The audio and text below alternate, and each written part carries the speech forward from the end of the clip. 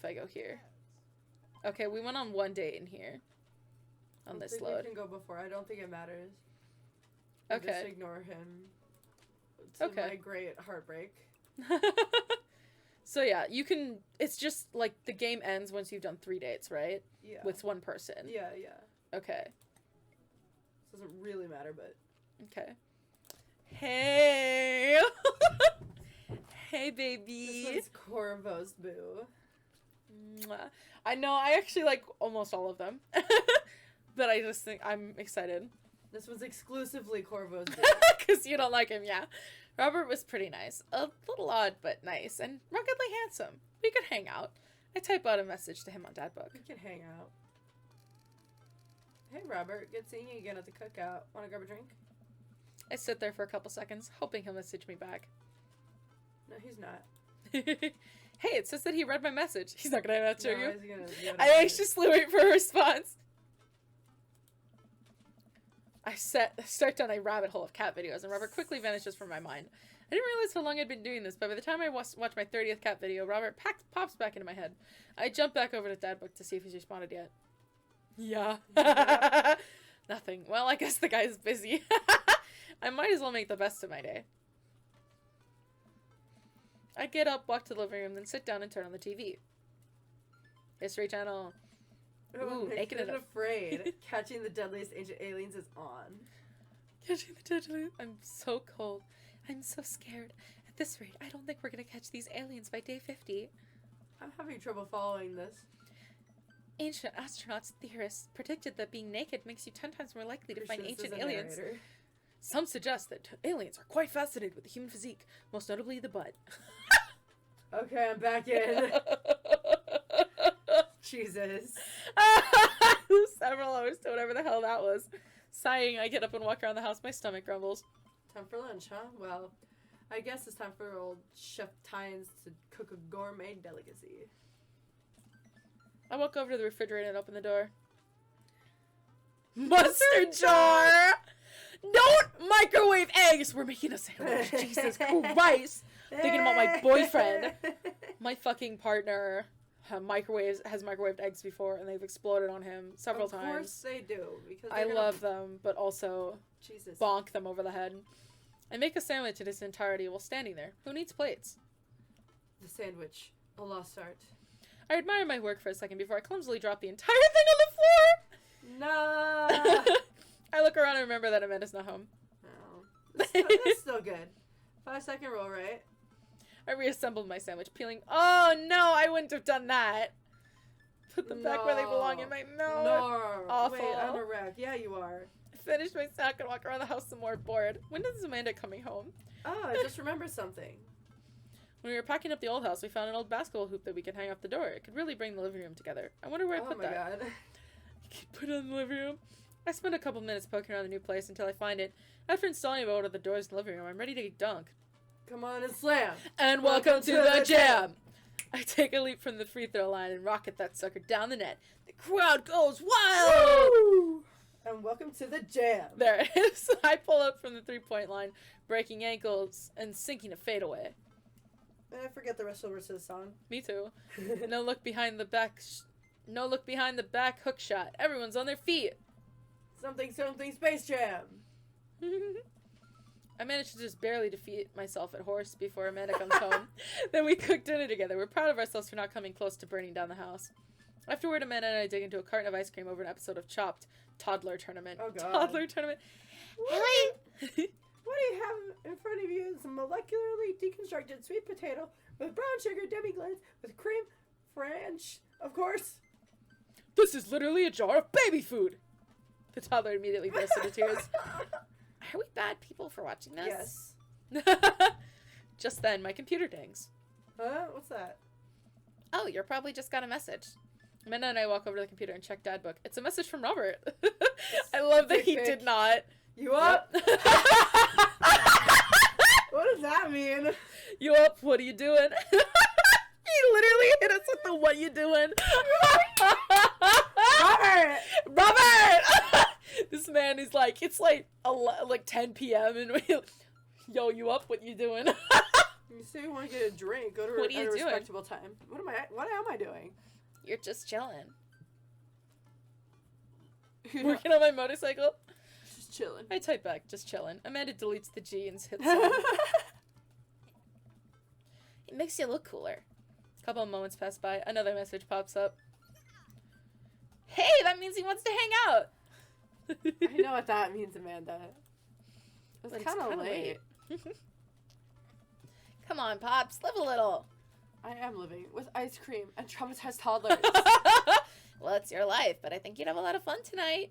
You're trying to get to know the neighbors better, aren't you? Ugh, fine. I type back a message to Robert asking him for details, and he tells me to meet him at Jim and Kim's. He said it was the best place. Mm-hmm. Well, don't add up for me. I never do. She's like, oh, he's getting I laid. throw on a nice jacket and run out the door. It's only a short walk to Jim and Kim's, and it's a beautiful night. What? Laugh at me. Yeah, I do. Stop. I walk into the bar and see the usual crowd of barflies drinking Report beer hard. and watching sports. What's the guy doing up there? I spot Robert at the back of the bar and wave hi as I walk over. Hey, man, how's it going? Hey, buddy. Oh! You had to Ahoy know. there, Skipper. She likes this. Robert and Mary are here? Uh-oh. I brought Mary along. Figured we needed a drinking buddy. Oh, man. I was excited to get to know Robert a little better. Now I have to deal with this weird Mary lady making passes at me. Don't look so scared, kiddo. We're just having a drink.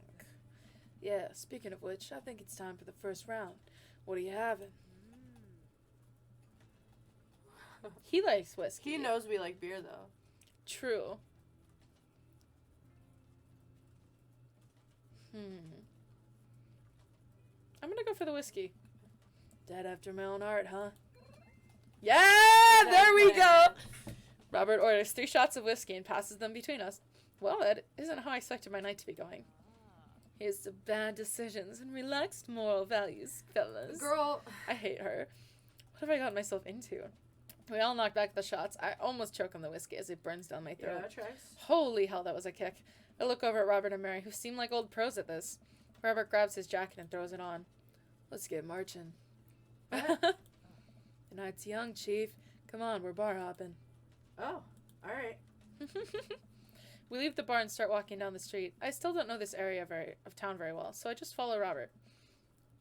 So where are we headed? Irish and I were drinking. It's an Irish pub. Good pun is always whiskey. Is the whiskey do I have? Yeah, get fucked. Puns are the lowest form of humor, Val. Try harder. Fuck you. Ouch. Ouch. Am I going to be the butt of the joke all night? Jesus, Mary, put your fangs away for a second. Thanks, Robert. We walk into the Irish and I were drinking. The bar's pretty much the same as Jim and Kim's, except for the old-timey Irish memorabilia on the wall. Next round, what are we having? Fruity Irish coffee? Probably whiskey. You might get used to it. Let's do it. Robert orders 3 more glasses of whiskey, and we post up on the garish green booth. Mary slides in and sidles up next to Robert, which makes me breathe a sigh of relief. Let's sip this one, why don't we? Suit yourself. Mary immediately downs her shot in one gulp and burps loudly. That'll put hair on your chest. You are truly the paragon of grace and beauty. Mary grabs my drink and sips on it. Oh! Hey. Val, be a dear and get us another round, will you? Oh my god, I'm gonna wring her throat. I don't know how to process this evening at all. I get up and order another round of drinks from the bartender. As I head back, I see Mary and Robert having a lively conversation. Robert roars with laughter. I don't think I've ever seen this guy smile, let alone laugh. I take a seat across the booth from them and pass out the drinks. So, Edith's kid snuck some pop brownies under the table at the last bake sale, right? And I spot the little hemp sweatshirted gremlin in the act. So I go to Edith with a baggie and I'm about to tell her when all of a sudden she just freaks out at me. You're ruining the bake sale, she says. I should have been a PTA president. Your roots are bad, blah, blah, blah. So what'd you do? I told her to have a brownie and that everything was going to be fine. They both erupt in laughter. I politely follow along with the story. She ate 3. Oh, God. More laughter. Oh, my God. Okay, that was actually pretty funny. She called the cops and told them the time had stopped. Oh, my God. Mary looks directly at me. Do you smoke weed? What? You know, the devil's lettuce. I have 2 big fat blunts in my purse right now. Wanna blaze?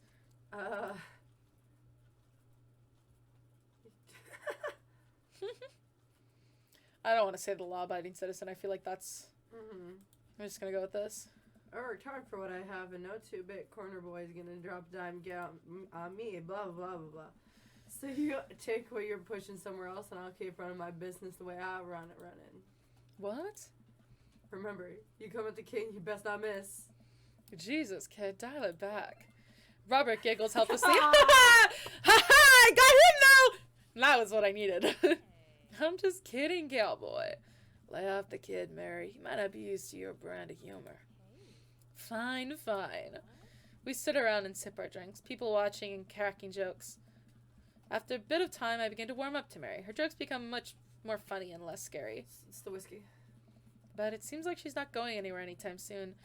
I just wanted alone time with Robert. I wonder if I can get her to leave somehow. Don't ask about Joseph. No. I'm going to do the... Can you get the next round? You trying to ditch me? Yeah. Yeah. I know. Because if you're trying to ditch me, you could just tell me to scram. I just... No, it's fine. Val wants alone time with his new best buddy, Robert. Read you loud and clear, the wingman breaks formation to pursue their prey. Now, if you fellas will excuse me, Mary needs to sink her teeth into a helpless boy. Go with God. Nice seeing you. Deuces, nerds. Mary gets up and saunters over. To hang out with. I just hate her as a person. She's married with kids and she doesn't care about her kids. Yeah, and I hate her. Mary gets up and saunters over to a younger-looking guy at the bar. Ugh. She grows on you. Does she, though? I feel like she's kind of delights in making men suffer. Well, she does. But what about her and Joseph? What about him? You know, they're married, and she definitely tried to get in my pants the other night, and... I gestured her across the bar where she's making goo-goo eyes at the young guy from before. He looks like he's being held hostage. Oh, that's just a thing she does. She's harmless. So that's a boy she's hanging off of. Poor kid looks like he's seen war. Robert lets out a hearty laugh. Hey, I got him to laugh. I'm being serious, though. Yeah. Aw, man, you know, I pegged you for one of those straight-laced types. Oh, don't worry. I got pretty wild back in my day. Still got a little wild in you? I have a child.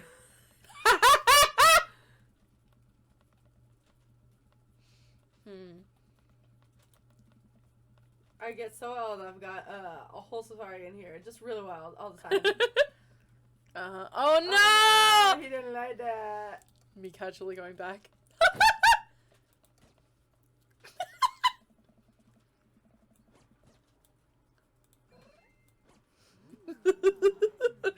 Me immediately like, oh no! I didn't like that. My fear.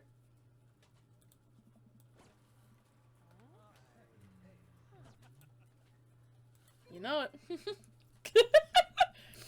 Robert orders a couple more rounds of shots. I gulp. What am I getting myself into? I can go shot for shot. There's only one way to look cool here. I grab the shot closest to me and down it. Robert looks impressed. He takes his shot and knocks it back. Jesus. That's one. Peer pressure. So... What do I even talk about? He's so cool. He probably hates small talk. So how are things? God. I hate small talk. I was right. Okay. Too many people, and this isn't necessarily you, but too many people think they have to fill the dead air with noise. Personally, I think they're afraid of the silence, or they're afraid of what the other person is going to think of the silence. If you want some unsolicited advice, just learn to be comfortable with silence. Nothing wrong with two people sitting in silence and drinking whiskey. Oh, alright. Robert and I sit in silence and drink whiskey. I take in the rest of the bar. Patrons laughing, playing darts, spilling beer. Mary gives the hard sell to that young man. The young man pretending he got a phone call from one of his friends. Huh. Maybe silence is nice sometimes. So, you ever kill a man? I choke on my drink. Excuse me? Excuse me? You know, watch the life drain from somebody's eyes. It's not just their life, you know. It's their hopes and dreams draining away. Every memory and experience they ever had. Gone. It's like that. It's like that in here. Do you love me too? Excuse me? No. Great, me neither. Robert knocks back his shot and motions for me to do the same. I reciprocate. I'm just messing with you. Relax. He's so funky. I laughed nervously. Or am I? Or am I? I love his stupid, or am I shtick? It's funny to me. I laugh nervously again. We sip more whiskey and people watch some more. Mary has her sights set on another man after the one excused himself to the bathroom, and I assume crawled out the window. Gosh, this whiskey's hitting me hard. Gosh, this whiskey's hitting me hard. You betcha. Robert gets out of the booth, shouldering his jacket. Let's roll! Sorry, whiskey inside voices. Let's roll. Wait, what about Mary? Brother, Mary's gonna be just fine. I look over at Mary, who's lying on the bar in front of some poor sap. She's singing happy birthday to him while he insists it's not his birthday. God Christ. We make our way out of the bar and check on the street. And back onto the street. I'm trying my hardest not to stumble, but man, that sidewalk is just coming at me. I hope Robert doesn't notice me tripping over my own feet, like this is the first time I've ever been drunk. Where to? You'll see. Follow Robert through street lamp spotlights until we eventually arrive at a rundown strip mall. It's a beauty salon, a sex shop, a computer repair store that looks like it's been closed for 10 years, and finally a liquor store. Wait here. I'll be right back. After a minute, Robert returns with 2 bottles of wine in brown paper bags. He hands one to me. Cheers. He sits on the curb and drinks. He motions for me to do the same. This is really not where I expected the night to go. Fucking alright. I take a sip. What? Zinfandel? Oh, sorry. What? Nothing. I just wasn't expecting. It is delicious, fruity, and refreshing. Don't judge me. I start to say something, think of his lecture about valuing silence earlier, and stop. I sip on my wine and watch cars drive by. Let's throw rocks at shit. What? Robert suddenly hurls a rock at a stop sign. The ding echoes through the empty parking lot. Alright. That felt good. He presses a stone into my free hand. This man is just like a delinquent. Now you try. Hi, Link. Hi, Link. This fucking guy. I love him. He's so funky and weird. I don't know. With feeling. I look at the rock in my hand. I look at the stop sign. Back at the rock. Back at the stop sign. You're gonna miss the I stop know what sign. has to be done. No problem with authority. This one's for you, Pappy. The problem with authority. I hurl this rock at the sign. It sails over the stop sign right into the window of a parked car, leaving a crack. Oh no! Dude, run! I leap up and dart into the nearest alley, wine in hand. I can hear Robert's footsteps behind me. Bro. That's probably the liquor store people. Rip. I'm sure I'm far away from the cracked window that I'm no longer culpable for this heinous crime. I stop to catch my breath. Jesus. Maybe we strike rock throwing from the to-do list. Agreed. Suddenly, my stomach growls. Oh man, I'm starving. Empty stomach. Let's get pizza. Can't argue with that. Where's- It's good around here. Actually, I don't even care if it's good. It just needs to be edible and in my mouth in the next 5 minutes. I know just the place. I follow Robert through a maze of alleys and side streets until we eventually end up in front of a tiny hole-in-the-wall pizza joint. The bright red neon sign reads, Pizza, Pizza, Pizza. You're gonna throw up.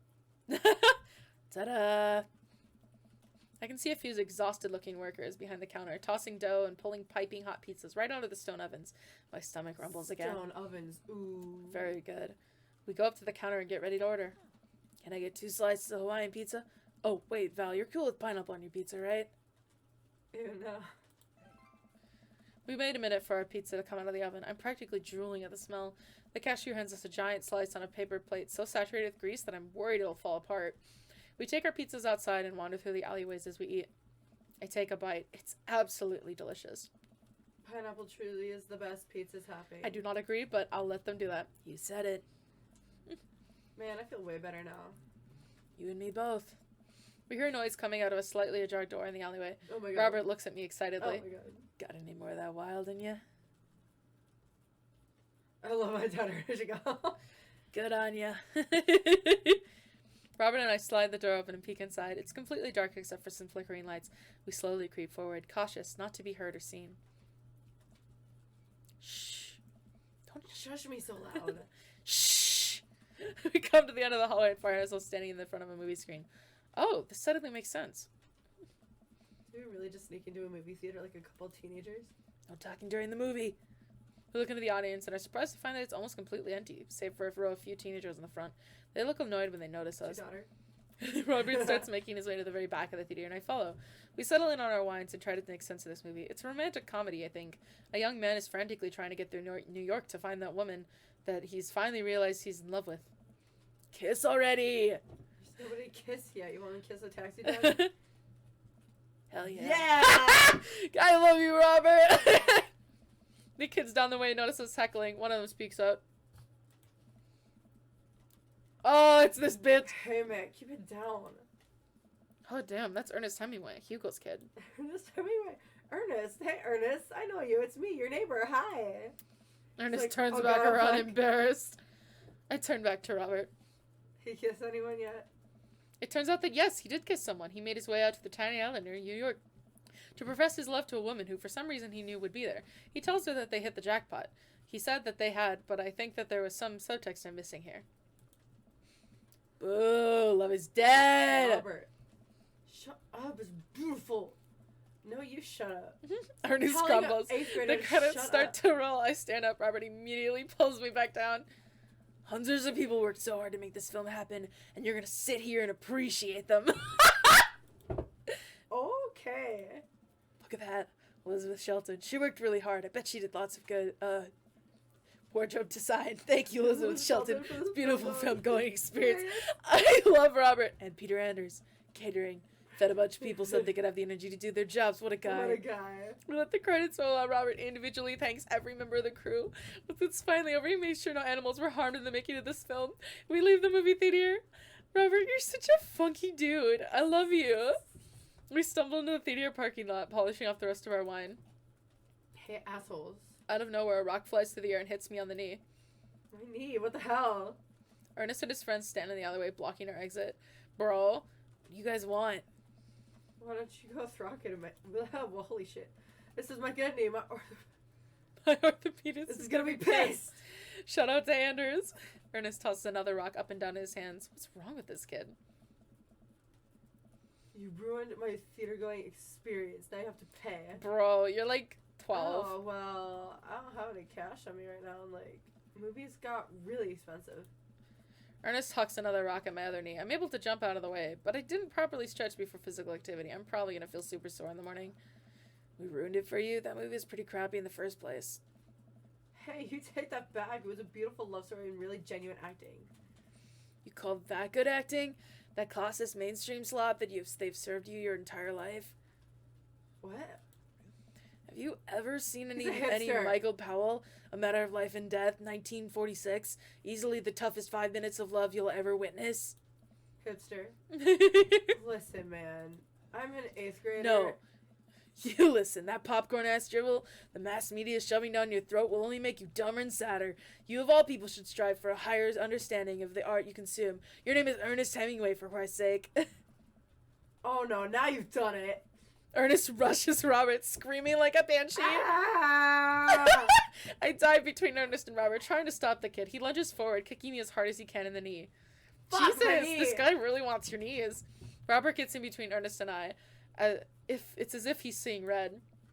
Fuck, my fucking knee hurts. Alright, buddy, talk like a punk, get hit like a punk. Oh, my God. Oh my god! 8th grader, 8th Robert grader. squares up like a boxer stance. Guys. Queensberry rules 3-minute rounds with 1 minute rest between no blow blows, fish hooks, jabs, or high blows. What? And don't even think about pulling an illegal turnstile. That's an automatic deduction of 3 points. We're fucking on alcohol. You'll have to designate a second if you're unable to fulfill your role as main duelist. One of your friends over there looks like he's enough youthful vivacity to handle it. Hey, man, I don't want to get dragged into this. That movie sucked. It's too late. You two are bloodbound. If he dies, you die. Sorry, I don't make the rules. Stop Talk to threatening Queensberry. kill 8th graders. I'm pretty sure he's just trying to get them to go. We're just gonna go. I mean, Yeah. I know, but... But Ernest and his friends warily back away. Robert calls after them. Queensberry Association will hear about this and consume better content. And consume better content. Once the teens are safely out of earshot, Robert turns to me. Are you about to actually fight that kid? Are you kidding me? I would never hit a child. That would be despicable. Throw the rules at them, though. They always bolt. Nobody wants a Queensberry section thrown out. But full disclosure, I made half that up. Wow. I love you. You're so weird. See, you don't even have to know the rules. You just make them up. Come on, let's get out of here. Robin and I cool down a bit as we walk back to the neighborhood. Sober I'm up, too. so sorry. I get really into the art of filmmaking when I drink. Hipster! Oh, you like filmmaking, you stupid little gay. It's okay. I think it's cool how much you like movies. To be honest, I don't know a lot about them myself. Buddy, I got so much to show you. You ever seen any Sam Fuller? I haven't. Fuller is cash. I like the honor one, but also the adventure.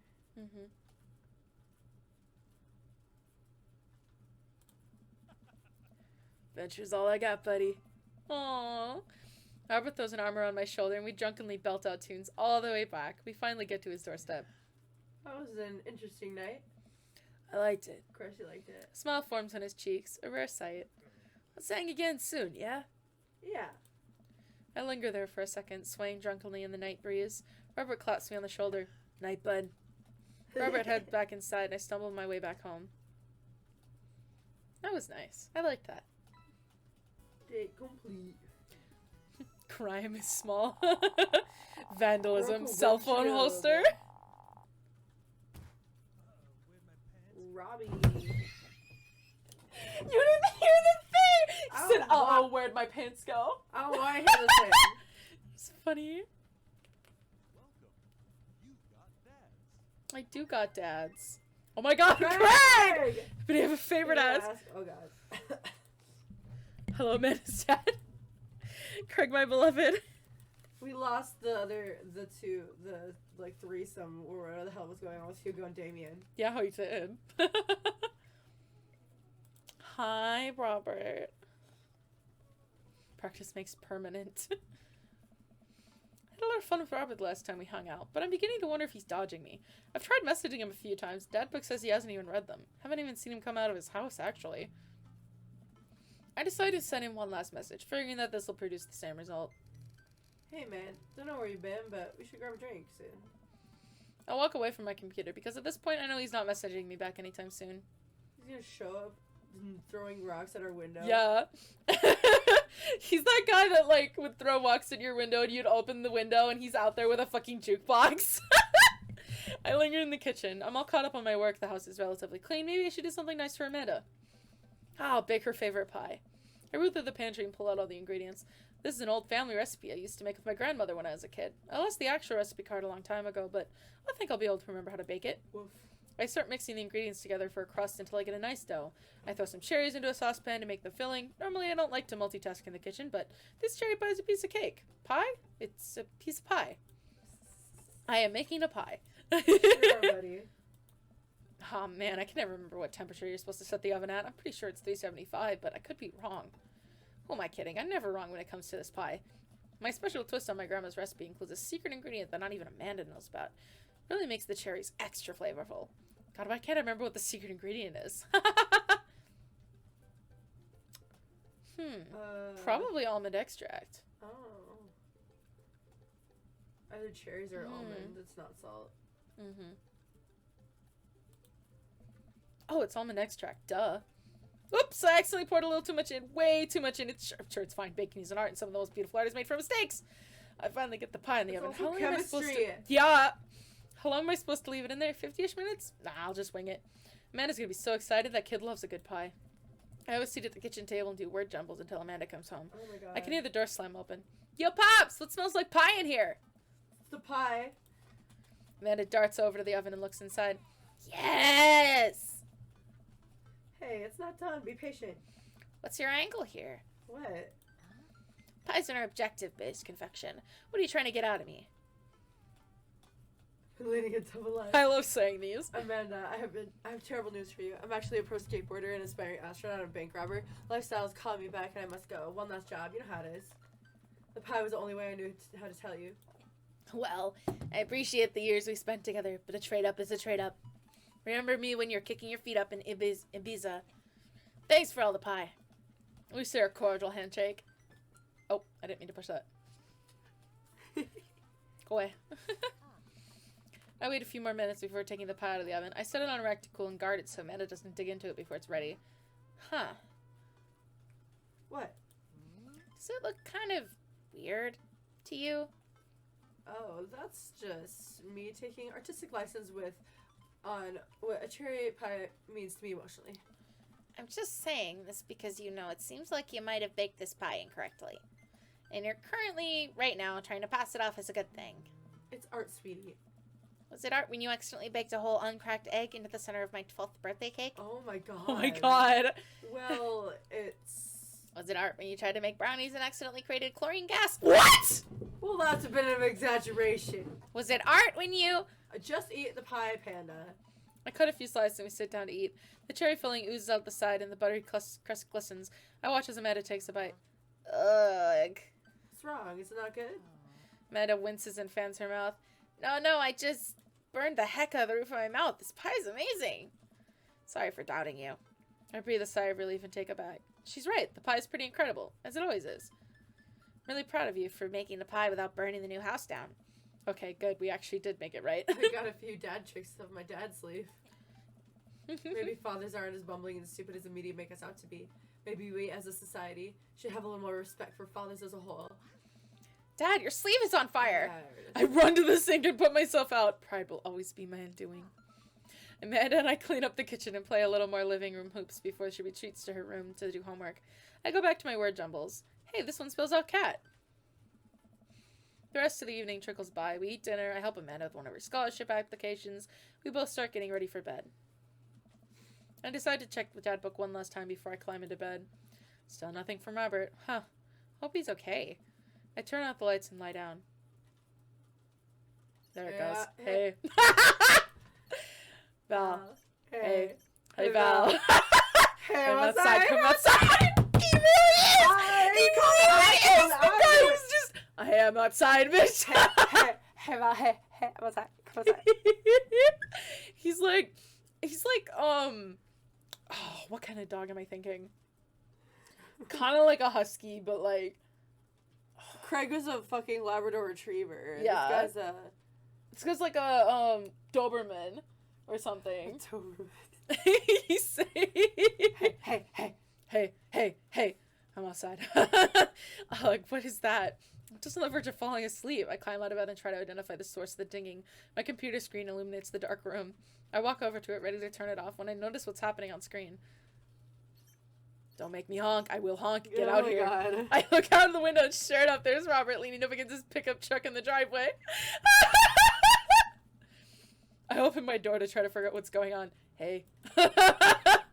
Hey. Wanna hang? I was kind of sleeping. That's no fun. Come hang out. I would argue that sleeping is very fun, but I don't have to be anywhere in the morning. Might as well live a little. Link is loving this. Yeah. Sure. I'm loving this too. It's funny. Cool. You plan on going out like that? I looked and realized that I'm in fact not wearing pants. I mean, I don't Of mind. course you don't mind. Right, 1 second. Sleeping is boring, Robert.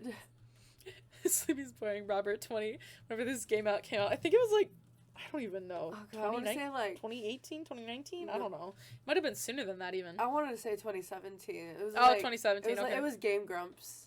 Mm-hmm. And they came out with it, and it was like, it was pretty good. I run inside and throw on like, my good going out pants, shoes, and jacket. I grab my keys and meet Robert back outside. Link, who's Ready? your favorite daddy? But yeah, who's your favorite dad, Link? Sleeping. Ready.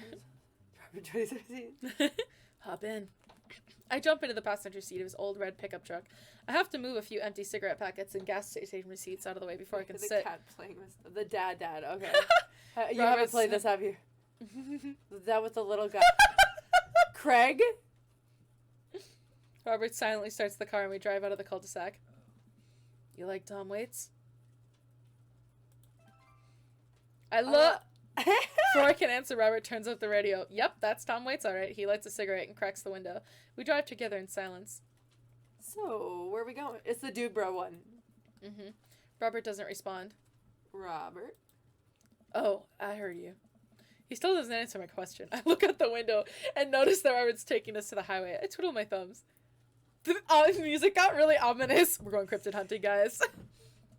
He thinks you're gonna get murdered, but alright. Listen, I forget the names of people. Remember the names of 7 dads. That's Too so many valid. people. Well, whatever I I've don't gotten remember them myself either, but into, it looks like I'm in it for the night. I settle into my seat and watch streetlights pass by.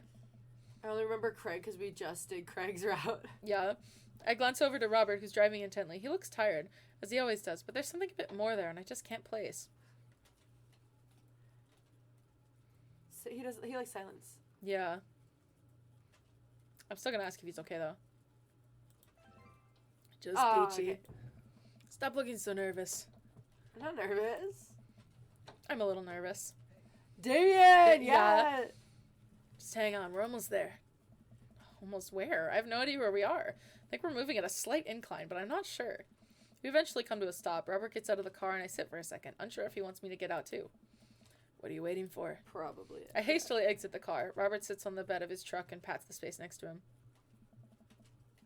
I sit down and take in the view. We're on a hill overlooking the city skyline against the bay. The cool night air rustles some trees near us as the light blinks in the distance. Off to the side, I can see an entrance to a dense forest. Man, it's all so gorgeous. This is where I can't... Say it. Say it. Give me a second. This is where I come to masturbate. Because he lives for the drama of it all. And also, me too, bitch. I'm also trans. Cover my ears. Sorry, Link. My face is burning. I'm laughing so hard. What? I'm kidding. What's wrong with you? This is my little spot where I come to think. Robert's your little meow meow. It's nice. Robert's my little meow meow. Okay. You can see the whole city from up here. Really gives you some perspective. Robert reaches behind him and pulls something out from under his jacket. It glints in the moonlight and I suddenly realize what it is. Oh no, he says a lot of shit like that he just, like, earlier he asked us, so have you killed anybody? Have you really seen the light drain from their eyes? And, like, was doing this whole shtick. And we were like, no, and he's like, good, neither have I. Oh shit, that's a knife! Oh. Please don't stab me!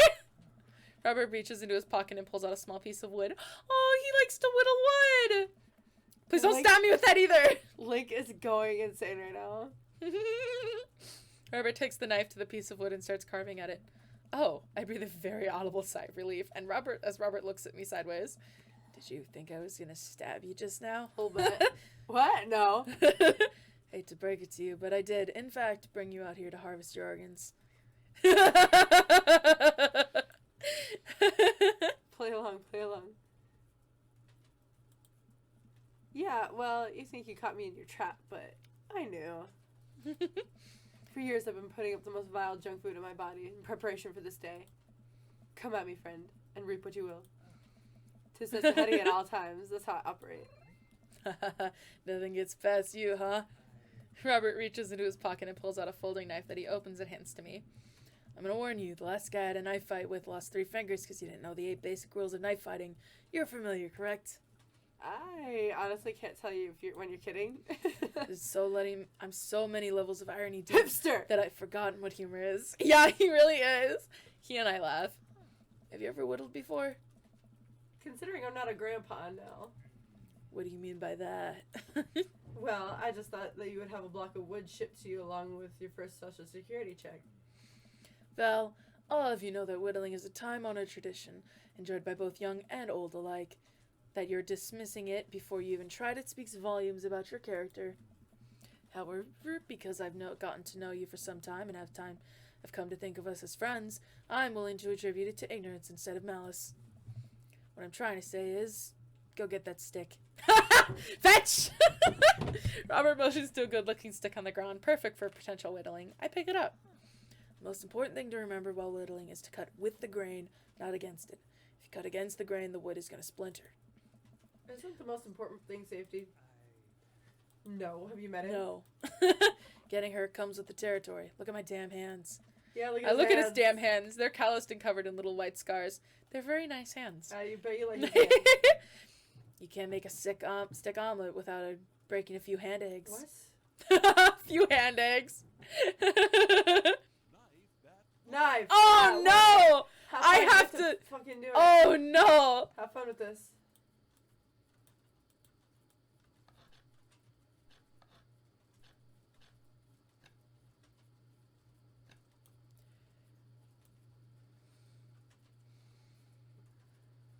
Can I?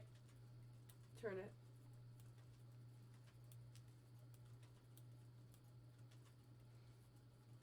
Please? Please, sir. Oh, thank you. That's a good start. What is it? Short stick. I kind of like short stick. Careful, don't bug yourself with that. You made a short sharp stick. Do again.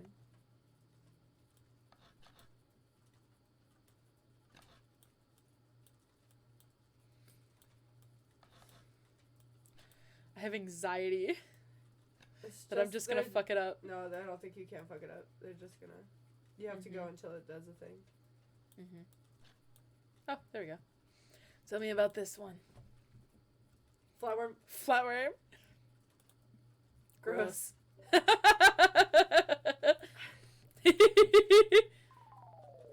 Flatworm. Flatworm.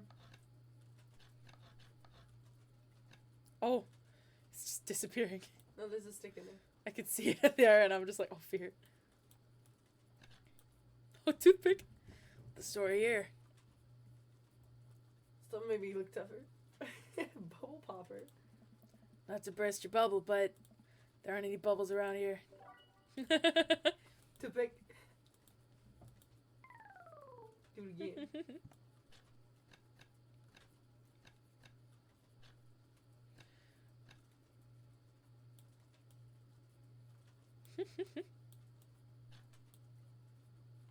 What's this? What is it? Chicken nugget. Chicken Would you nugget. board punch it? Chicken nugget. Please don't eat that. You Made it uncomfortable! Oh no, I didn't mean to make it uncomfortable. Chicken nugget. I can't not say chicken nugget. If anything, we can do it again and you can call it the fucking Ouija board planchette. Yeah. Is that one? Nice form. What's it supposed to be? Louisiana. It's you!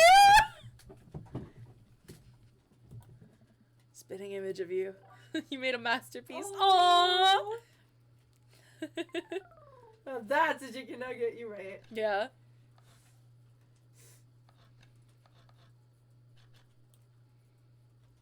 Interesting. What do we have here? Chopstick righty, chopstick lefty, chopstick ambidextrous. It's a stick. Chopstick ambidextrous. Oh my god. Big Oh my god, huge. Now he just gave you a log now. Oh. What the fuck? Tentacle. It's a swan. New friend. Nice work. It's a new friend. The meanest bird.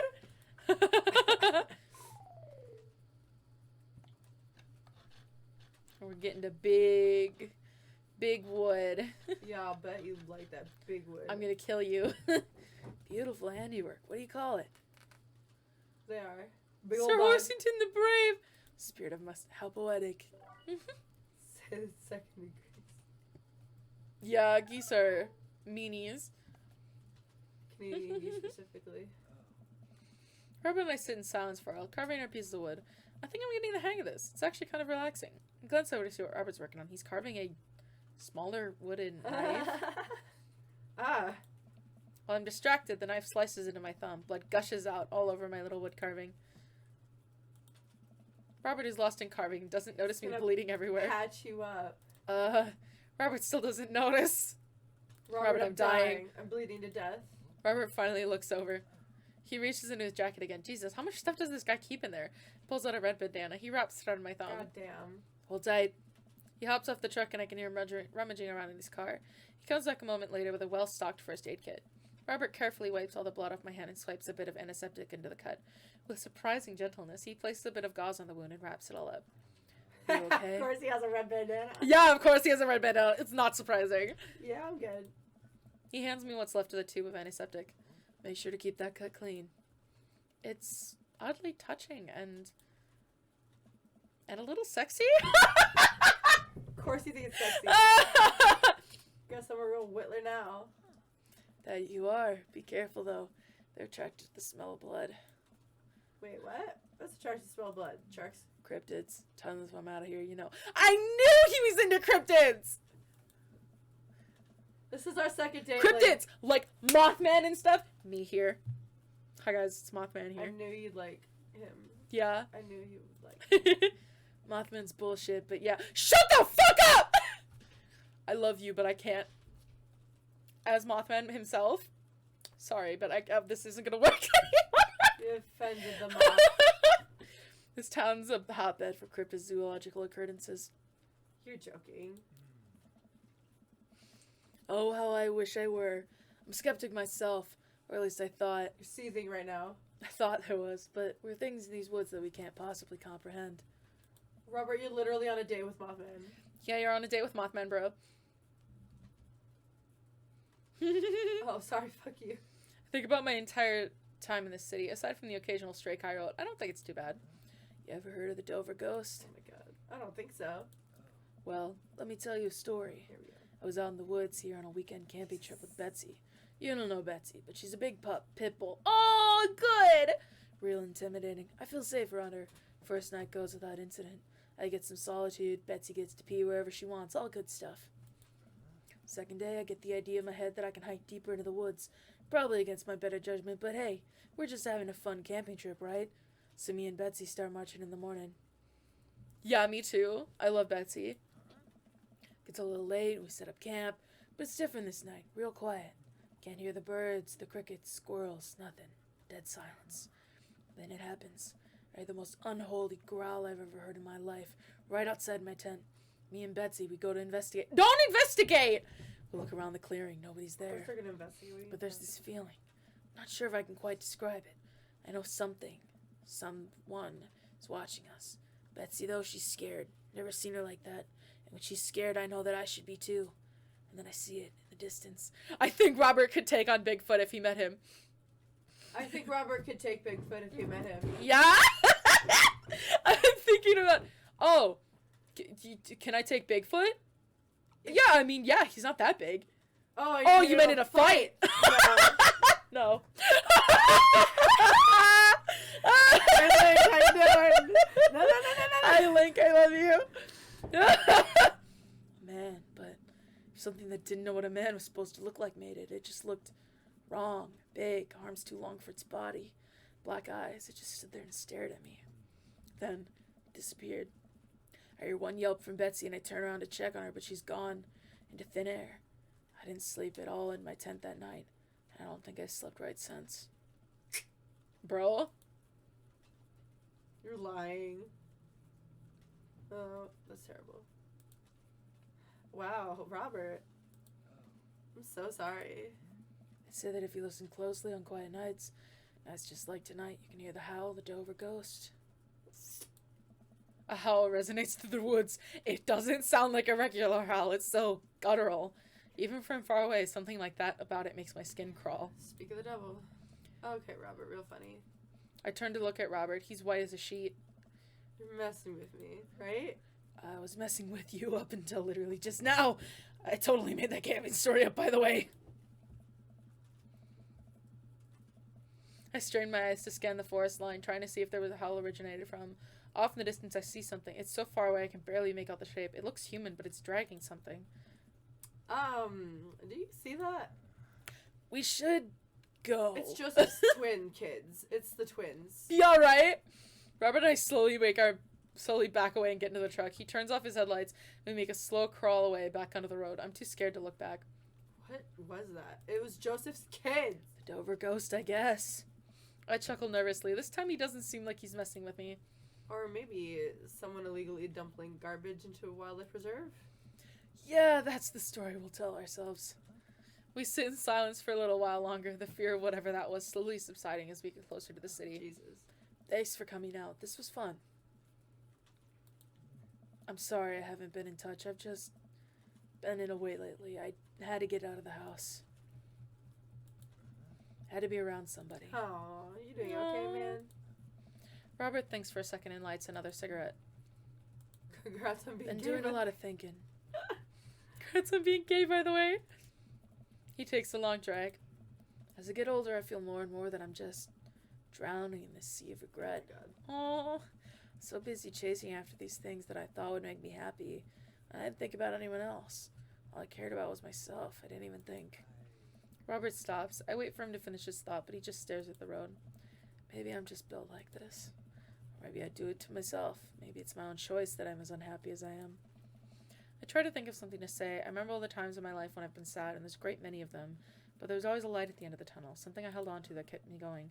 But there's something so resigned about the way Robert's talking. That sucks. It must have taken a lot for you to want to tell somebody this. You're a mysterious guy, Robert. You don't have to be. Do you ever... Yeah. Yeah. Wish you were a better father? Yeah. I think about it for a second. All the time. You can read all the parenting books you want, but nothing will ever prepare you for raising a child. There's so much stuff I regret or wish I could have done better, but I don't have all the answers. I don't know if anyone does. Like, accidentally muted the tab. Yeah, that would make a difference. It's funny. I look at you and your relationship with your daughter and it seems perfect. It isn't. At least you're there for her. I stare out the window at the blur of passing trees. Where's your daughter? Mm-hmm. I just hope I'm a better father to my kid than my dad was to me. Oh. What did your dad do? Forbidden backstory. It's more about what he didn't do. He was quiet, stoic. Don't think he ever once told me he loved me. He cared more about his work than he ever did about me or my mom. Uh-oh. What if that's what Robert's been doing? Do you hate him? No, I used to, but after I became a parent, I kind of feel bad for him. He missed out on my whole childhood. When I think about all the happiest moments in my life, that was Amanda and Alex, and he just wasn't there. I bet Robert's kind of feeling like, oh, have I been doing this to you? Oh, no! I feel like I would have had to leave him to die in that Bernese prison. What? I turn and smile at him. No, he's retired in Florida with my mom. We go there for Christmas. We both break out into laughter. He pats me on the shoulder. We drive the rest of the way in silence, listening to the radio and watching the bright lights of the city grow bigger. Robert drops me off at my place. As I'm about to close the passenger door, I realize I still have Robert's pocket knife in my jacket. I pull it out and offer it back to him. You hold on to that. Ever know when you might need it. Night, Robert. Have a safe drive home. Robert smirks, then pulls away. Smirks. He then immediately pulls out into his driveway, which is one over from mine. He gets out and waves. Oh my god. Jesus. I tiptoe into the house, careful not to wake Amanda up. Whoa, where did you come from? At least I look you're not around and spot shit-faced this Amanda. time. Yeah, coming to the kitchen with a glass of water. I thought you were sleeping. Oh, Robert woke me up to go cryptid hunting. You know that Mothman is bullshit, right? Amanda! Fuck everyone! Amanda, Link. You know what? It's fine. I think about the conversation I had with Robert in the car as Amanda starts walking towards her room. Hey, Amanda. She stops. I love you. It's weird when you say it outright sincerely like that, but love you too. Night! I chuckle to myself, then finally decide to go to bed. Everyone was saying cryptids bullshit, saying Literally, that... the cryptids are playing this game. Literally, the cryptids are playing this game. We're real. Knife, cryptids. At least he Goofy. believes in, like, cryptids in general, even not, like... Oh, it wasn't an S, though! Fuck! Am I okay with that? Am I okay with that? It's up to you.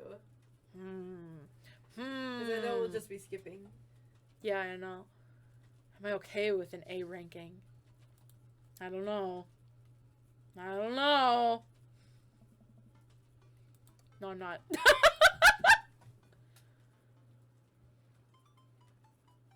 Here's the start of the day. Here we go. I'm not okay with the A ranking. Oh Fuck my you. God.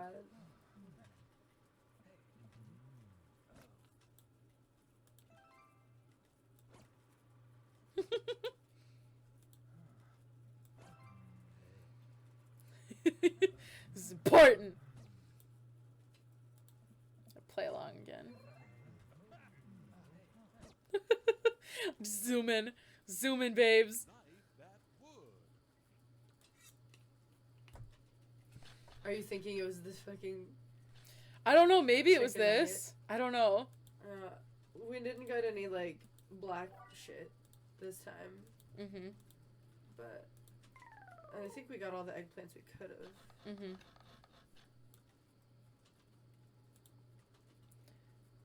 Flatworm.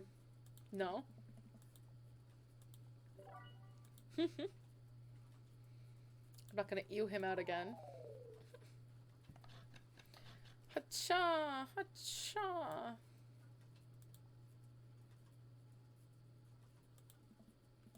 It's working. I think you could take me in a fight, probably. Probably. Tough guy accessory. Tough guy. Love that.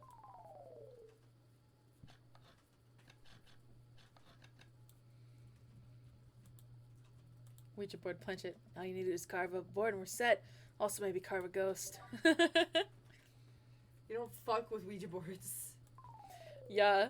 Ouija boards Kids don't watching do this, that. don't fuck with a Ouija board. That's never a good thing to do.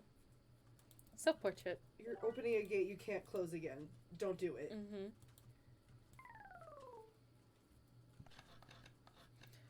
Hacha!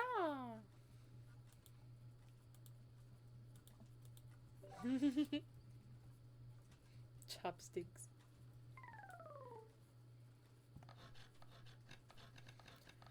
Hacha! Hacha!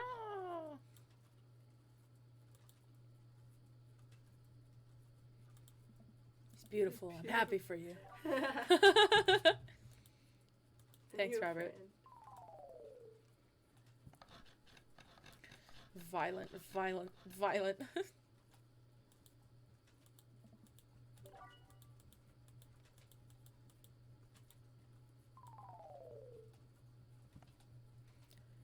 He's decided to spare us from the Ouija board thing.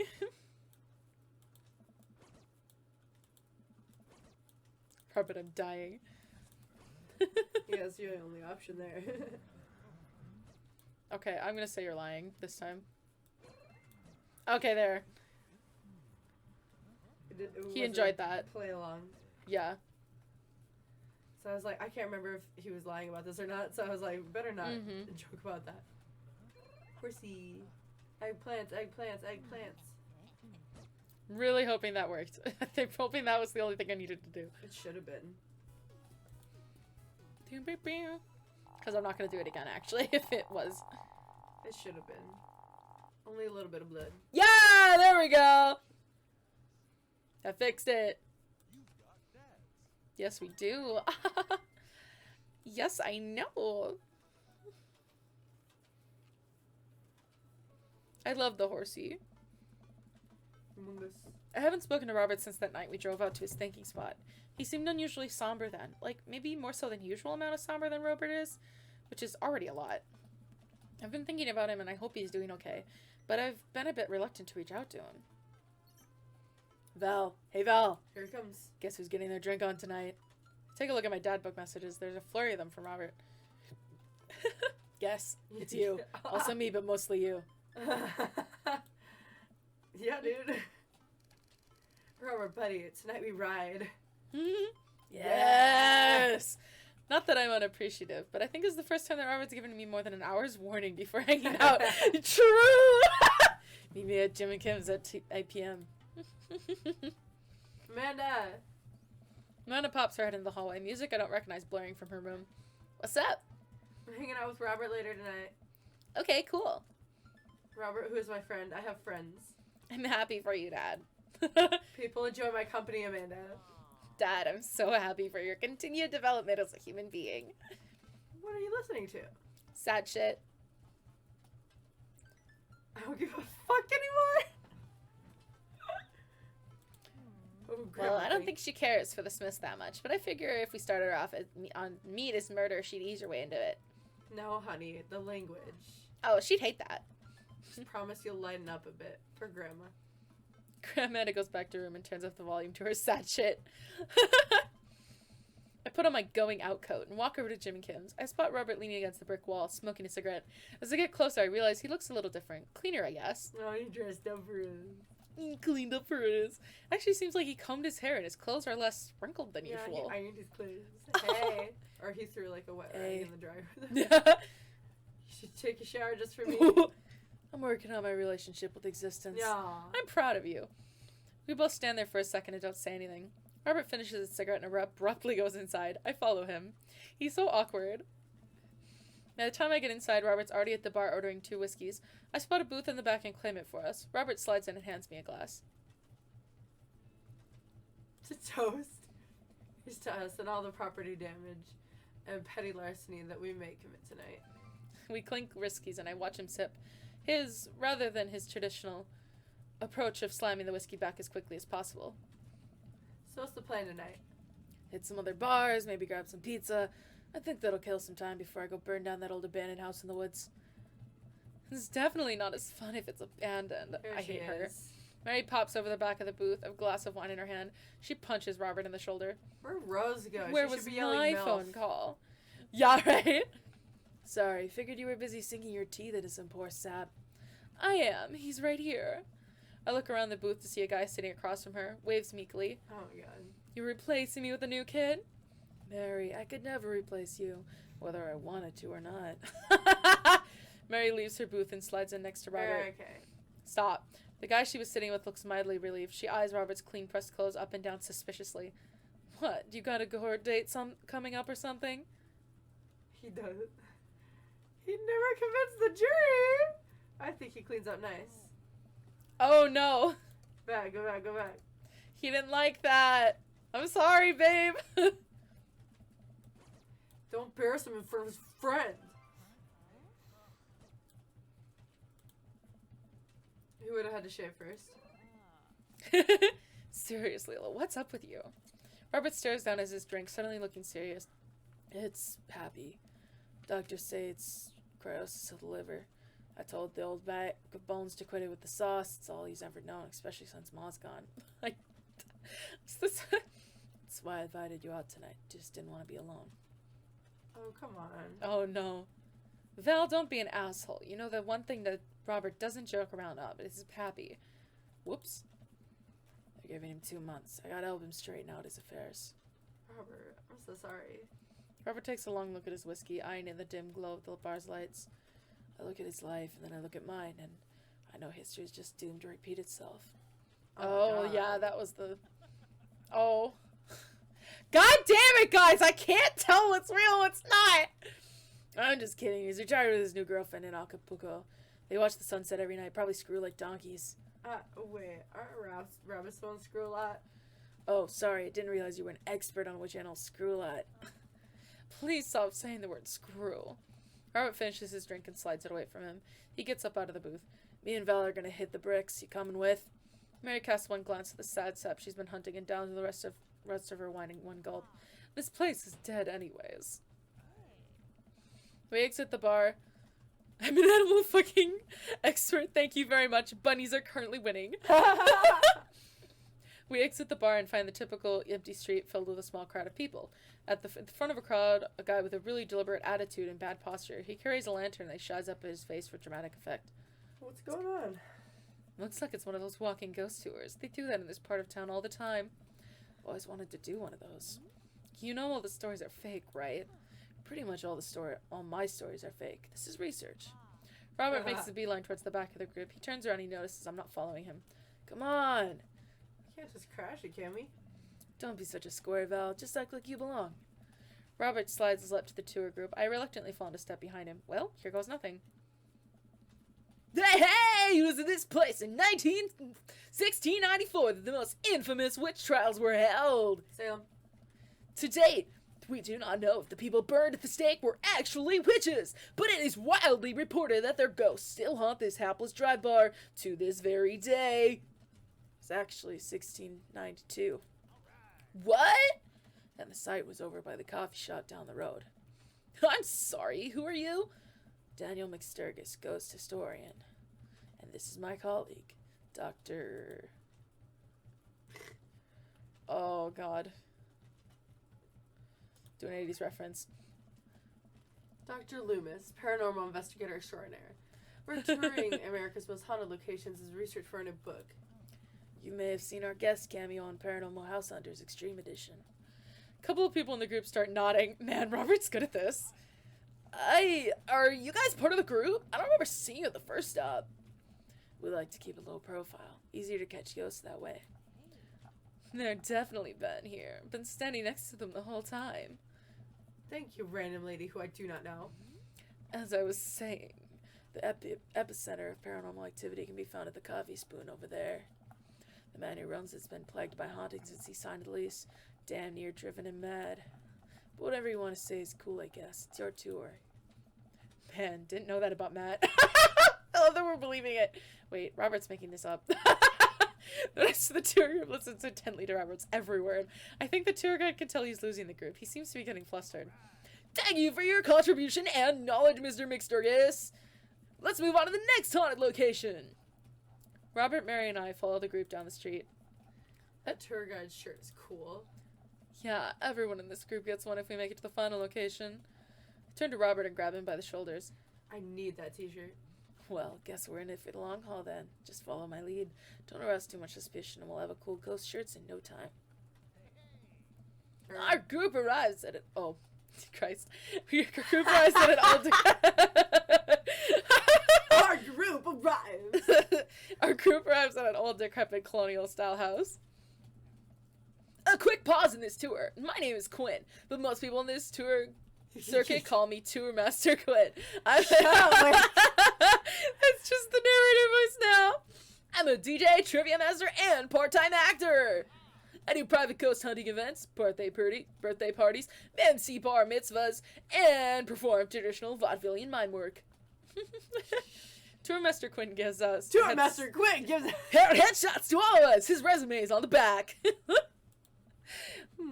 Stage combat experience. Anyway, here's a little bit of history for you all. This was the home of noted American author Dorothy Pembridge, whose prose was wildly popular in the late 19th century. It was in the attic of this very home where she wrote such classics as The Diaries of the Victorian Mistress, Lady Fitzwilliam's Courtship, and The Ghost of Sea Captain Reginald Barclay. She unfortunately died of consumption shortly after the turn of the century, but several people have reported that on some nights you can see a light from the attic, where the ghost of Miss Pembridge continues working on her latest bestseller. People just turn lights on. Guess you could say she was consumed by her work. Shut the fuck up. No reaction from the crowd. This guy needs to... He just said, I am so sad. This guy needs to work on his dad jokes. Actually, consumption is a popular cover-up. Little known fact is that it was murder-suicide. Yeah. I'm pretty sure she died of consumption. Sure. We definitely didn't hire Stanley Kubrick to elaborately fake the moon landing. That's the watered-down, censored version of they teach you in school. But if you can't handle the riddle story, I understand. It's not for the faint of heart. Can we... I think everyone would much rather hear what this world-renowned ghost historian has to say. Right, everybody? The group murmurs in agreement. He said I'm so sad again. This is a topic we cover extensively in our book. Dr. Loomis, would you care to tell this story? I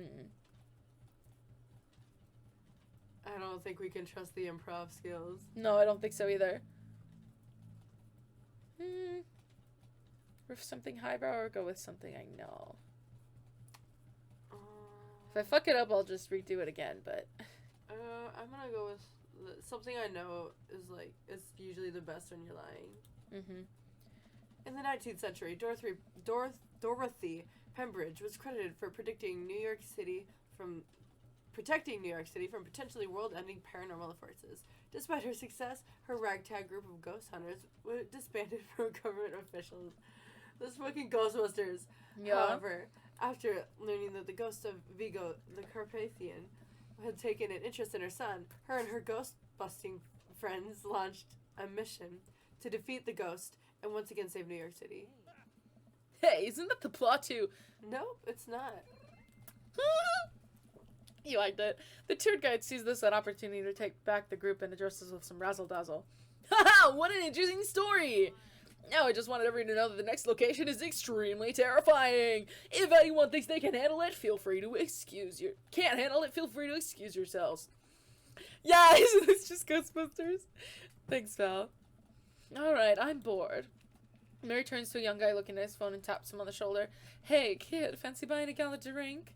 The guy looks up at her and smiles. Only if the bar is haunted. Honey, I can show you the most haunted places in town. Her coochie. think I could exorcise your demons, if that's what She you're looking really for. found someone. Don't write chicks your dick can't cash, kid. His eyes go wide. Mary salutes me and Robert. She suddenly pulls me into a hug and murmurs into my ear. When you've known Rob as long as I have, you know when something's wrong. Keep an eye on him for tonight, okay? Sure, Mary. Good man. Mary pats me on the back and pulls away. She takes the guy's hand and leads him down the street. Finally found someone who's like Make it take it sleazy, fellas. reciprocating. Mhm. God help that poor soul. Mary or the kid. Both. Our last stop, the burial ground, is such a hotbed of horrifying paranormal activity that I'm not sure where to begin. There's the wailing ghost of the Wharf Man, the vampire of Maple Bay, the children of the moonlight. What about the Dover ghost? By this point, the tour guide is clearly irritated with us. What about it? Oh, nothing. I just think it'd be a crime to come all this way out to the cemetery, the actual origin of one of New England's most notorious paranormal entities, and not even mention the infamous Dover ghost. That's not a real thing. That is absolutely not a real thing. I think someone needs to brush up their paranormal history. Mary, I need someone to watch this bitch, but my coochie can't wait. I'm gonna make this dude do it. This coochie waits for no one. I know tons about paranormal history. I know every ghost in this area. I can guarantee there's one you don't know. Robert looks over at me and smiles. Would you folks care to hear the tales of how Loomis and I met? No! The entire group shushes the tour guide. Okay, fine. Tell the story. Well, it was a dark and stormy night. Oh, of course it was. It wasn't always I wasn't always a paranormal investigator. Way back when, I was just a Bible salesman? There we go, traveling moving grifter. from town to town. I was looking for my next mark. It wasn't an easy life, but I have fun. Taking from the rich, giving to the poor. Actually, also taking from the poor. I had a shaky moral foundation. I happened upon a quiet town in Maple Bay, quite by accident. But little did I know, the city is a dark side. Now, about the same time, I was just starting out as an apprentice of a rather famous ghost hunter with an old family friend of mine. I carried the equipment, operated the EVP machine, all that. Wait! Yes? Who was the famous ghost hunter? Well, I don't like to name drop, but Georgia Mathers. The tour group gasps. Georgia Mathers? She's a legend! You know her? Knew her. Amazing woman. Died mysteriously. Miss you, Georgie. Anyways, we were in Maple Bay investigating some reports of strange lights and sounds coming from the cemetery late at night. Now, we've been warned by the old crypt keeper that this place was highly dangerous, but Georgia was never one to shy away from an adventure. We camped out in the center of the cemetery for 3 nights straight. We endured your so-called wailing watchman. Wailing ghost of the Wharf Man. Whatever, your stupid vampire was just a teenager in a mask, but the Dover ghost? Man, tell him, Loomis. So there I was, just walking back to my hotel after a long day of working a couple of short cons. Classic pigeon drop scam. Putting out the feelers for a rip deal. I was going to steal a baby probably. Would have made me rich. Found myself walking past this very cemetery. Now, I was never a very superstitious man, but something seemed off. I could hear some sort of commotion happening deep within the graveyard, and I felt compelled to investigate. And thank God you did. Georgia and I were conducting a seance in the mausoleum. At first, things were pretty normal, but after about an hour, everything went south. Playing back the EVP meter, we were able to hear a single word. Run. The air suddenly went cold. Something was very, very wrong. I just knew we weren't alone. We started to hear this faint, distant scraping noise, like something was being dragged across the ground. It got louder and louder until it was deafening, some kind of demented howl. And then I felt it. Something, grabbing my ankle. Robert has the whole crowd hook, line, and sinker. You could hear a pin drop. I've only cried twice in my life. Once was at the birth of my daughter. The other was when that thing Jesus started dragging me. I wasn't sure where it was taking me, but I knew it was no place I wanted to go. I was sure I was gonna die. He practiced this in the mirror. Yeah, right? The moment I crossed the gate into the cemetery, I heard this god-awful screeching. I ran into the mausoleum just in time to see a man being pulled across the floor by God. To this day, the mere thought of it ties my stomach into knots. It looked like a man, but like... I glanced at Robert. Like someone who didn't know what a man was supposed to look like. Tried to put one together. The arms were too long. Its eyes glowed red. It was a walking shadow. What did I do? What any good person would do. I lunged for... Shoot, what was his fake name again? Oh, fuck. I know it was McSturgis. I want to say it's Daniel. Yeah, we did it! I grabbed his hand. Thanks, I Rutland. grabbed his hand and entered into a tug of war with the unholiest of forces. Thought I was gonna be torn in half. But I had God on my side. The pocket Bible I always kept on me fell out my shirt pocket. And to this day I can remember what my passage had opened up to. Oh, I don't know what these are. Oh, what the fuck? Uh... Link, you got our back, bestie. Blessed is he that readeth, and they hear the words of the prophecy. Keep these things which are written therein, for the time is at hand. I have no idea where Robert pulled that verse from. With a horrifying growl, the entity finally relented. Daniel and I collapsed onto the ground exhausted. We were both covered in blood. Oh, did you actually know what? Oh, you don't think it one. is one. Okay. The damn creature clawed into my chest. Got me real good. Had to get 16 stitches. Robert pulls down the collar of his shirt to reveal a long, wicked scar across his pecs. Oh my god, sir. I wonder how that actually happened. That's how you back up a fucking lie. That's how I got this scar. Followed Georgia Mathis to the end of the earth. We faced exorcisms, demons, poltergeists, and threw our equipment across the room. But I'd never seen Georgia so scared. She was never the same after that. Neither was I. What?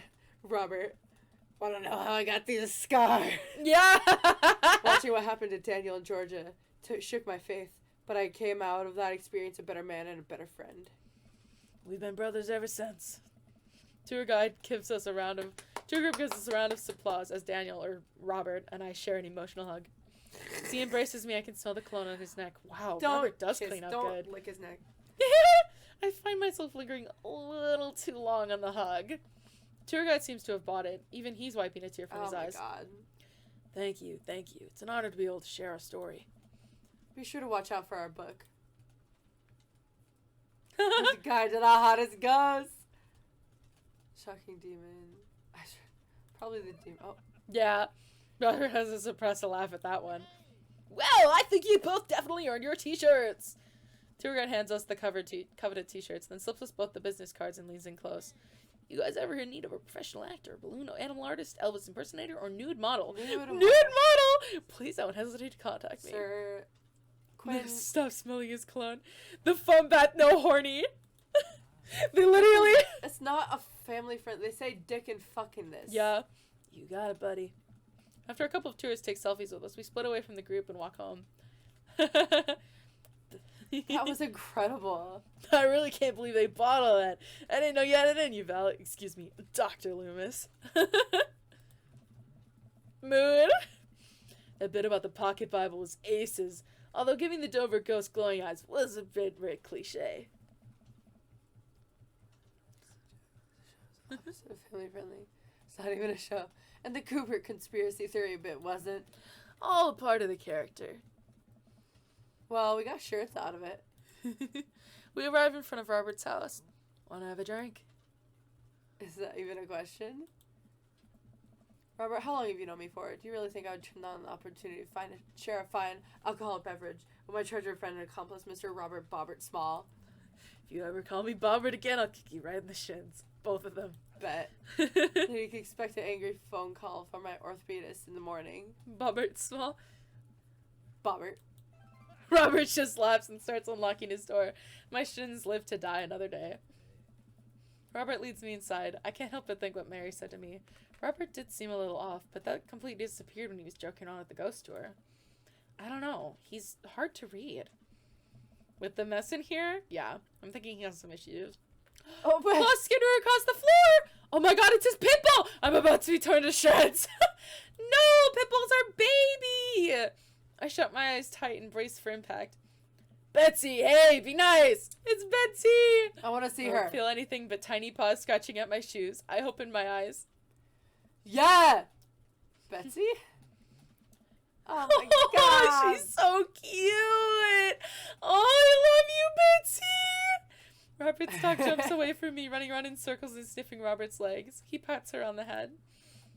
Hey, that's not a pit bull. This is the cutest, dumbest Boston Terrier I've ever seen. Oh, she's still cute. I still love her. Not a pit bull. And you were taken by the Dover ghost? Betsy's made of tougher stuff than that, ain't you, girl? Betsy rolls over for some well-deserved belly rubs. I keep a picture of a large pit bull in my wallet in case of emergencies. Comedic emergencies. We make our way to Robert's living room. For a quiet man with arguably the oldest pickup truck that can be legally driven, his place is amazing.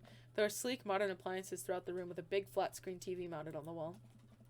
He has shelves upon shelves of DVDs. Guess he wasn't lying about being really into cinema.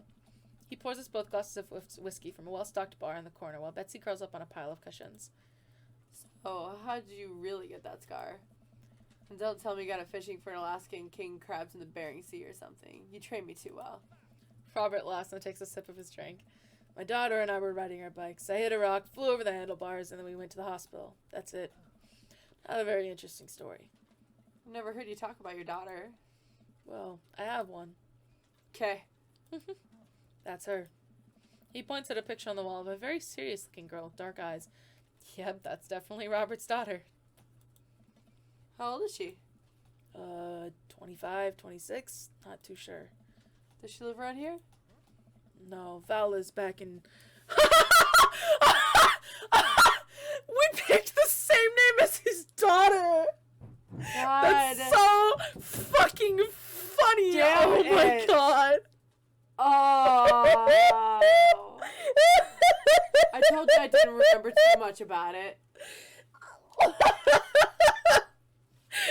Us, his daughter, twins. This is weird. Works at some new media online magazine. Makes buckets though.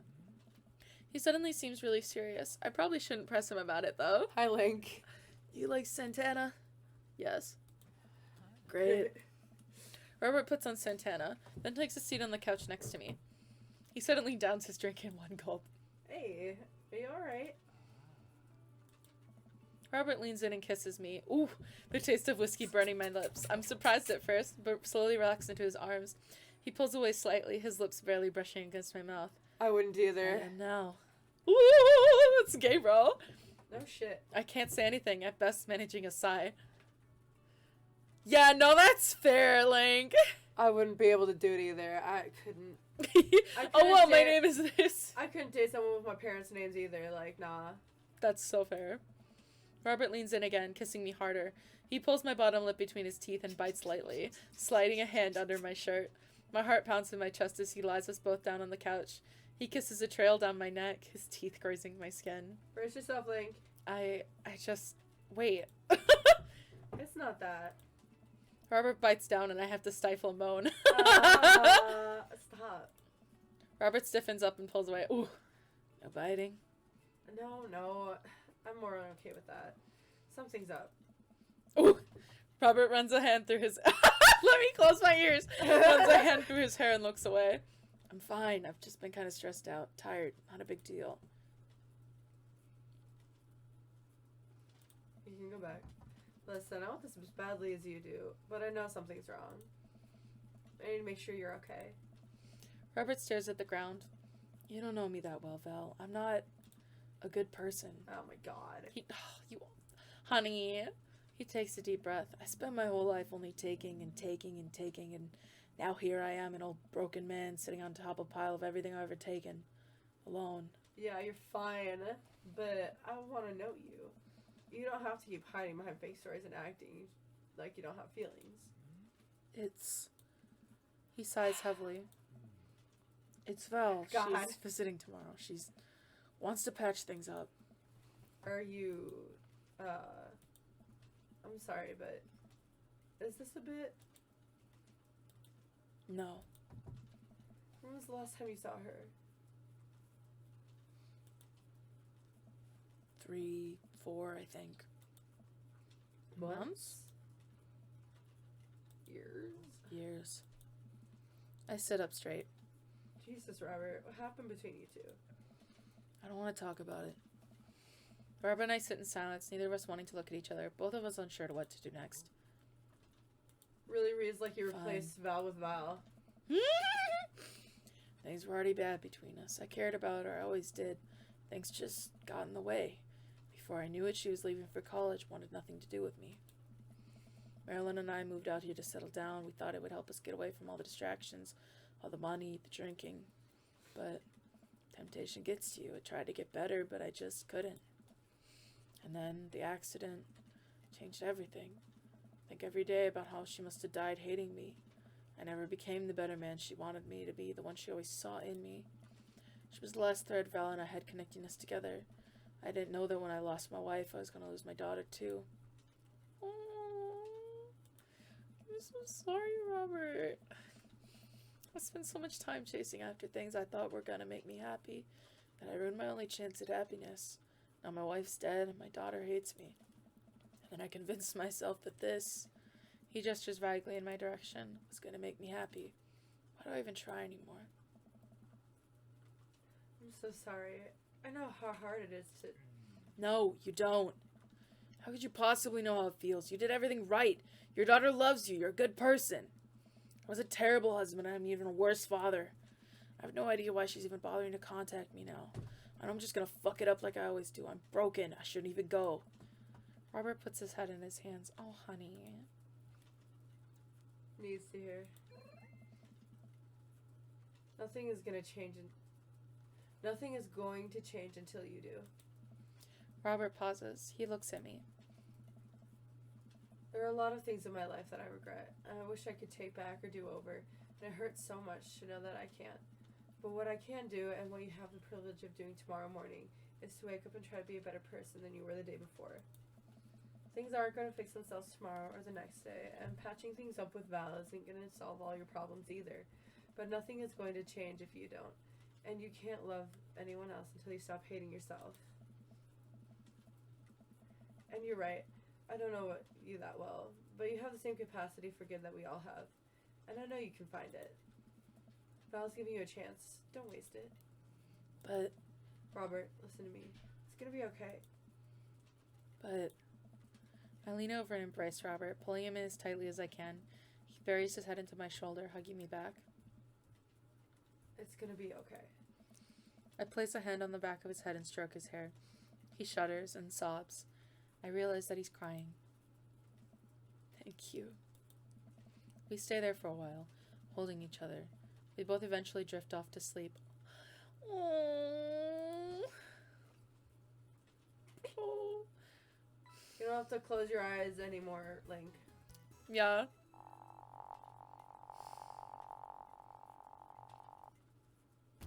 Fuck! Shakes him. I'm just gonna keep going though. I'm gonna finish it out. I'm still mad, but you totally kept your eyes closed. It's the thing that happened at one point. Whew, I think I finally have everything set up. Amanda should be here any minute now. I think that's our car in the driveway. Okay. Good highlight about that.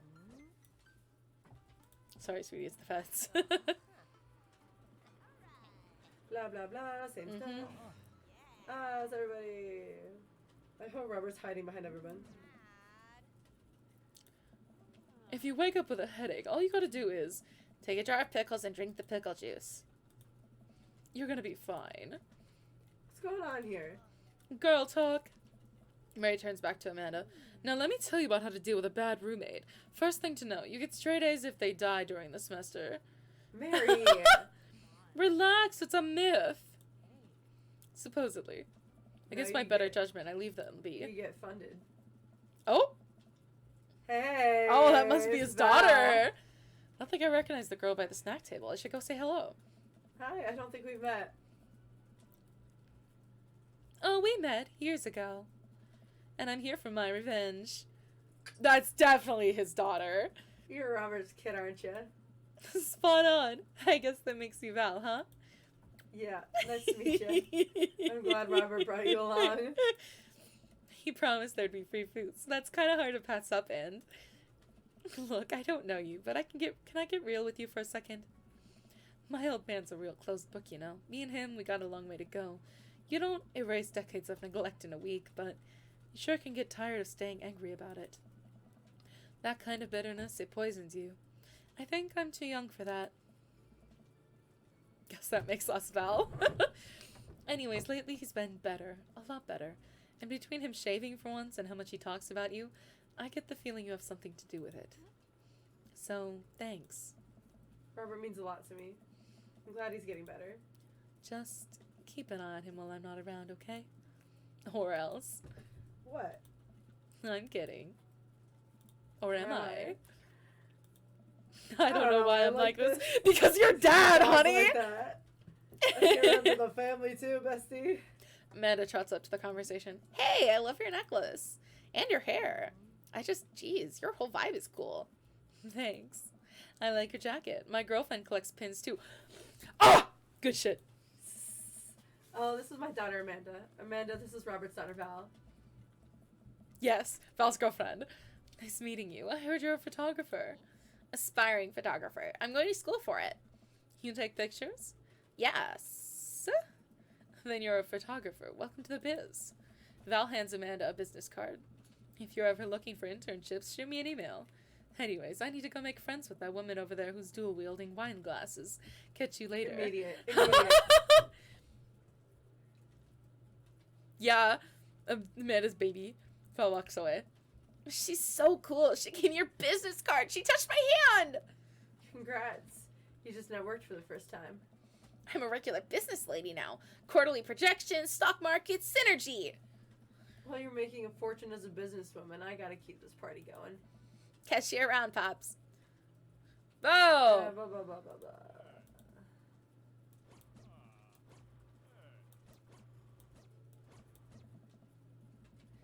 Surreal Rager. Talking about our older Rager. Taking our older age into our consideration. Holy fuck. Yeah, River! Baby! We love River. I'm trying to be in bed at a reasonable hour tonight. Don't let me get too wild. Don't worry, dude. I'll keep an eye on your fruit punch intake. I'm so sorry you missed the rest of his route, bestie. Yeah, you missed the rest of his route. It was very cute. I'm really glad we're bros again. Let's hit the gym again sometime soon, yeah? Sure thing, dude. Briar and Hazel peek out behind Craig. Hi, little ones. Hello. Hiya. Thank you for all that ice cream cake. Wait, girls, how much of that did you eat? Briar ate 4 whole pieces. Ask any witness. No, I didn't. Hazel ate 4 pieces and wants to pin it on me because we look alike. I have your face. No one will believe you. Oh, boy. I'll let you guys figure this out. Good to see you, Craig. Let's hang soon, yeah? Totally. Tell Amanda congrats for us. Looks like, okay, this should be the same. Yeah. I just love Amanda yeeting by.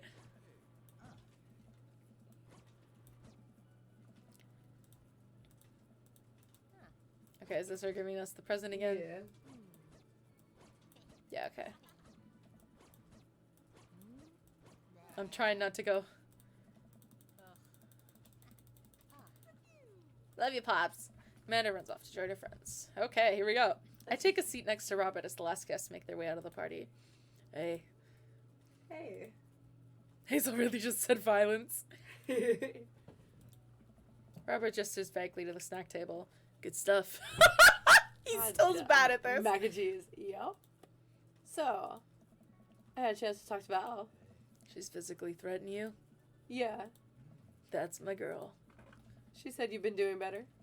Trying to work on the vices. Because she said he shaved, he did not. Yeah. I also showered today. We sat in silence for a moment. You know, every day for me is a battle against my own self-destructive habits. But lately it's gotten a little easier. Thanks for talking some sense into me. It's hard to get things through my thick skull sometimes, but that said, that night you has actually helped. I'm glad. I like you, Val. I like you a lot. I haven't felt this way about someone in a long time. I lean in and kiss him for a moment before he pulls away. He takes my hand in his. You're special to me. Okay. But I have some stuff I need to work on, emotionally, before I can get into anything romantic with you. You deserve better than who I am right now. Yeah. I need to be on my own for a bit, figure some things out. Of course. I think what you need right now is a friend. I'm happy to be that for you. Thank you. That means a lot to me. I don't know if that's because I got an A date. No, it's not. Okay. And if you're ever ready for more than that, you know where to find me. Let's hunt ghosts sometime. I would love that. I put my head on his shoulder and we watched the sun slowly dip below the horizon together. I'm glad we were able to help him. He deserves to have a good life. It do be like that sometimes. I pet him.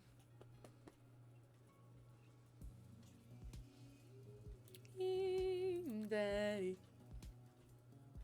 Give me the picture. Oh, I want the doggy! Oh, he's carving the dog too. Oh, I know. Oh, it's so cute. Your titty, sir. Your titty, sir. I love him.